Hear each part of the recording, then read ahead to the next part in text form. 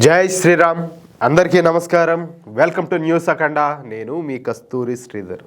మిత్రులారా, హైదరాబాద్లో యుద్ధ విమానాల తయారీ. ఈ న్యూస్ చూడండి, ఎంత బాగుందంటే మాటల్లో అయితే చెప్పలేను. మామూలుగా ఇంకేదో చిన్న చిన్న పరిశ్రమల్లో ఏదన్నా వస్తున్నాయంటే అదొక రకం. అట్లా కాకుండా ఏకంగా యుద్ధ విమానాల తయారీ, అది కూడా మన హైదరాబాద్లో అంటే ఎంత శుభవార్త అంటారా? అవునా కాదా?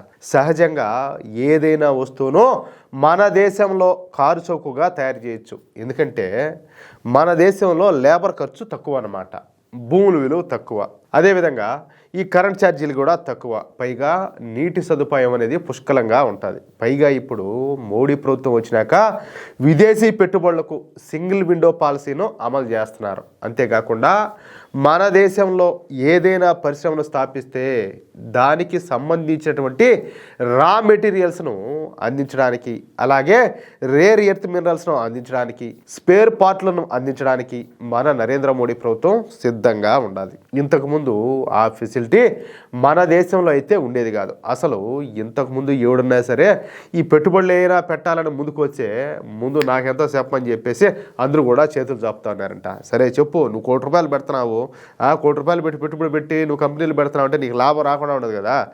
సరే, సింగిల్ టైం సెటిల్మెంట్ ఎంత ఇస్తావు నాకు, నేను నీకు సపోర్ట్ చేస్తా, నీకు పర్మిషన్లు ఇప్పిస్తా, నాకు ఎంత ఇస్తావు, ఈ విధంగా అన్నమాట. ఈ విషయం నేను చెప్పడం కాదు, స్వయంగా మన ప్రధాని అయినటువంటి నరేంద్ర మోడీ గారే తెలియజేశారు. అది చెప్పాలంటే వాస్తవం కూడా. ఎందుకంటే 2004 నుంచి 2014 వరకు కాంగ్రెస్ ప్రభుత్వం అధికారంలో ఉన్నటువంటి సమయంలో లెక్కలేనన్ని స్కాములు బయటకు వచ్చినాయి. మీకు కూడా తెలిసే ఉంటుంది. సరే, ఆ విషయాన్ని తీసి పక్కన పెడితే, భారత్ ఇప్పుడు వేగంగా అభివృద్ధి చెందుతున్నటువంటి దేశం. ఈ మధ్యనే మన దేశంలోకి పెద్ద ఎత్తున పెట్టుబడులు కూడా వస్తున్నాయి. సంపద సృష్టి అనేది జరుగుతుంది. ప్రజల దగ్గర ₹4 ఉంటున్నాయి. భారతీయులంతా కూడా ఈ నిరుపేదరికం నుంచి బయటపడి 3 పూట్ల తినగలుగుతున్నారు. పైగా ఆదాయ వనరులు పెరుగుతూ ఉండడంతో ఇప్పుడు భారతీయులు కనీస అవసరాలను కోరుకుంటున్నారు. అందుకు తగ్గట్టుగా కొనుగోలు కూడా చేస్తున్నారు. అవునా కాదా? దీంతో రోజు రోజుకు మన భారతీయ మార్కెట్ వాల్యూ అనేది పెరుగుతూ పోతుంది. అయితే మన ఎదుగుదల చూసి 3 దేశాలు తట్టుకోలేకపోతున్నాయి. ఆ నెక్స్ట్ దేశాలు ఇదిగో పాకిస్తాను, అదేవిధంగా జిత్తులు మారినటువంటి చైనా, ఈ బంగ్లాదేశ్, ఈ 3 కూడా. ఈయన చెప్పాలంటే మన దరిద్రం ఏందో కానీ ఈ 3 దేశాలు మనకి ఇరువల్లా ఉన్నాయి. ఏం చేద్దాము, మన కర్మ. ఈ దేశాలను పెట్టుకొని మనం ఎదగాలంటే వీళ్ళు ఎంతసేపటికి మనల్ని నాశనం చేయాలని చెప్పేసి వాళ్ళు ప్రయత్నాలు చేస్తూ ఉంటారు. నిజానికి ఈ దరిద్రపు దేశాలతో భారత్ ఎప్పుడు కూడా గొడవలు అయితే పెట్టుకోవాల. మనం వీళ్ళను సోదర భావంతోనే చూస్తూ వచ్చినాం. కానీ ఈ 3 దేశాలు మాత్రం ప్రతిరోజు కూడా మన మీద విషం గక్కుతానే ఉన్నాయి. ఇక్కడ చైనా అంటే మామూలుగా వదిలేసేయండి, కానీ పాకిస్తాన్ కావచ్చు, బంగ్లాదేశ్ కావచ్చు, మనం సృష్టించుకునేటి ఈ దరిద్రాలు. ఎందుకంటే మన దేశాన్ని విభజించి ఈ పాకిస్తాన్ని ఏర్పాటు చేసినాం. సరే, ఆ పాకిస్తాన్లోంచి మళ్ళీ ఈ బంగ్లాదేశ్ ఒకటి మళ్ళీ సపరేట్ అయింది. అది సపరేట్ అయ్యేదానికి మనమే సపోర్ట్ చేసి సత్యమే. ఇంకేం చెప్పాలా? ఇప్పుడు చూడండి, మనం పెంచి పోషించేట్టున్నది ఈ పావుల్ని. పైగా ఈ 3 దేశాలు కలిసి మన భారతదేశం పైన దాడులు చేయాలనే ఆలోచన చేస్తున్న విషయం ఈ మధ్య అంతా కూడా వెలుగులోకి వచ్చింది. అందుకే సాధ్యమైనంత వరకు మన దేశం మిలిటరీను శక్తివంతం చేయాలని చెప్పేసి మన మోడీ ప్రభుత్వం అయితే భావిస్తుంది.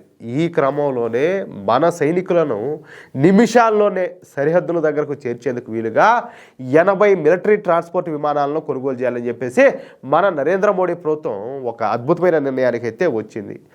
80 మిలిటరీ ట్రాన్స్పోర్ట్ విమానాలంటే మామూలు మాటలైతే కాదు. ఈ డీల్ విలువ ఈజీగా ₹1,00,000 కోట్ల అయితే ఉంటుంది.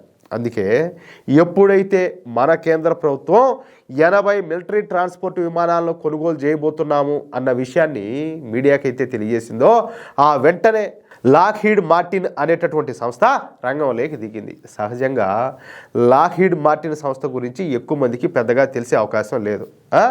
మనకు ఈ బోయింగ్ విమానయాన సంస్థ, అలాగే ఎయిర్ బస్ విమానయాన సంస్థల గురించే ఎక్కువగా తెలుసు. కానీ ఈ లాక్హీడ్ మార్టిన్ అనేటటువంటి సంస్థ బోయింగ్, అలాగే ఎయిర్ బస్లకు తాతలాంటి సంస్థ అన్నమాట, మామూలుదేం కాదు. ప్రపంచంలో అత్యాధునికమైనటువంటి మిలిటరీ విమానాలను, అలాగే యుద్ధ విమానాలను తయారు చేసేది ఈ సంస్థే. అందుకే ఈ లాక్హీడ్ మార్టిన్ సంస్థ ముందుగా రంగంలోకి దిగింది. అంతర్జాతీయ దిగ్గజమైనటువంటి ఈ లాక్హీడ్ మార్టిన్ తన C-130J సూపర్ హెర్క్యులస్ విమానాలను హైదరాబాద్లోనే తయారు చేసేందుకు ఆసక్తి అయితే చూపుతుంది. అంతేకాకుండా ఈ C-130J విమానాలు ఉంటే క్వాడ్ దేశాల మధ్యన టాక్టికల్ ఎయిర్లిఫ్ట్ సామర్థ్యంలో భారత్కు మరింత బలం చేకూరుతుందని చెప్పేసి తెలిపిందనమాట. ఇక్కడ క్వాడ్ అంటే భారతదేశం, అమెరికా, ఆస్ట్రేలియా అలాగే జపాన్ దేశాల యొక్క సమూహం అన్నమాట. క్వాడ్రిలేటర్ సెక్యూరిటీ డైలాగ్ అంటారు దీన్ని. ఇవి ఇండో పసిఫిక్ ప్రాంతంలో శాంతి, భద్రత అలాగే స్వేచ్ఛను పెంపొందించడానికి కలిసి పనిచేస్తాయి. అర్థమవుతుందా? ఈ కాంట్రాక్టుకు తమను గనక ఎంపిక చేస్తే భారత్లో ఈ విమానాల ఉత్పత్తికి ఒక మెగా హబ్ను ఏర్పాటు చేస్తామని చెప్పేసి లాక్హీడ్ మార్టిన్ సంస్థ అయితే తెలియజేసింది. అక్కడి నుంచి విదేశాలకు కూడా ఎగుమతి చేసేటటువంటి అవకాశం ఉంటుందని చెప్పేసి వివరించింది అనమాట. అమెరికా వెలుపల ఇలాంటి కర్మాగారాన్ని తమ సంస్థ ఏర్పాటు చేయడం ఇదే మొదటిసారంట. చూడండి, అంటే ఇప్పుడు అమెరికాలో ఉన్నది, అమెరికా దాటి బయట ఏదైనా ఏర్పాటు చేస్తుందంటే ఇది ఫస్ట్ టైం. అర్థమవుతుందా? ఈ C-130J విమానాలు ఇప్పటికే 23 దేశాలకు సేవలను అయితే అందిస్తున్నాయి. అంతేకాదు మన భారతీయ వాయుసేన దగ్గర ఇప్పటికే ఈ రకం విమానాలు 12 వరకు ఉన్నాయంట. ఈ క్వాడ్ కూటమిలోని ఆస్ట్రేలియా అదేవిధంగా జపాన్ దేశాలు ఆధునిక ఈ C-130Jలను సమకూర్చుకుంటుందని చెప్పేసి లాక్హీడ్ మార్టిన్ సంస్థ యొక్క ఉన్నతాధికారి అయినటువంటి రాబర్ట్ టాత్ అయితే పేర్కొన్నారనమాట. ఈ నేపథ్యంలోనే ఈ తరగతికి చెందినటువంటి మరిన్ని విమానాలను సమకూర్చుకోవడం వల్ల భారత్కు పైచేయి లభిస్తుందని చెప్పేసి ఆయన అయితే స్పష్టం చేశారు. C-130Jకి సంబంధించినటువంటి కొన్ని భాగాలను టాటా సంస్థతో కలిసి లాక్హీడ్ మార్టిన్ హైదరాబాద్లోనే ఉత్పత్తి అయితే చేస్తుందన్నమాట. కాబట్టి ఇప్పుడు ఈ డీల్ కనుక తమకు అప్పగిస్తే మన హైదరాబాద్లోనే ఈ మిలిటరీ విమానాలను తయారు చేస్తామని చెప్పేసి మన భారత ప్రభుత్వానికి లాక్హీడ్ మార్టిన్ సంస్థ అయితే విజ్ఞప్తి చేసింది. అయితే ఈ పోటీలో ఒక్క లాక్హీడ్ మార్టిన్ మాత్రమే కాకుండా బ్రెజిల్కు చెందినటువంటి ఎంబ్రేయర్ KC-390 మిలీనియం విమానం అలాగే ఎయిర్ బస్ సంస్థకు చెందినటువంటి A400M ప్లేన్లు కూడా పోటీ పడుతున్నాయి. ఇక కేంద్ర ప్రభుత్వం ఎటువంటి నిర్ణయం తీసుకుంటుందో అలాగే ఎవరి వైపు మొగ్గు చూపుతుందో చూడాలా. ఎందుకంటే వాళ్ళు ముందుట్లాగా కాదు కదా, టపీమని చెప్పేసి ఏదో నిర్ణయం తీసుకునేదానికి. మోడీ ప్రభుత్వం ఇప్పుడు ప్రతి విషయంలో కూడా ఆచితూచి అడుగులేస్తుంది. ఎందుకంటే మనం ఒక నిర్ణయం తీసుకుంటే ఖచ్చితంగా అది మన భారతదేశానికి ఉపయోగపడే విధంగా ఉండాలి. కాబట్టి ఎటువంటి నిర్ణయం తీసుకుంటారో చూడాలా. చూద్దాం ఏం జరుగుతుందో. మిత్రులారా, ఈ న్యూస్ కనుక మీకు నచ్చినట్లయితే ఖచ్చితంగా ఈ న్యూస్ నలుగురికి షేర్ చేయండి. అలాగే ప్రతి ఒక్కరూ కూడా మీ యొక్క అమూల్యమైనటువంటి అభిప్రాయాలను తప్పనిసరిగా కామెంట్ రూపంలో తెలియజేయండి. ఇంకో విషయం ఏంటంటే, ఇంతవరకు మీరు కనుక మన ఛానల్ను సబ్స్క్రైబ్ చేసుకున్నట్లయితే ప్రతి ఒక్కరూ కూడా మన ఛానల్ను సబ్స్క్రైబ్ చేసుకోండి, సపోర్ట్ చేయండి ప్లీజ్. జై శ్రీరామ్, జై హింద్.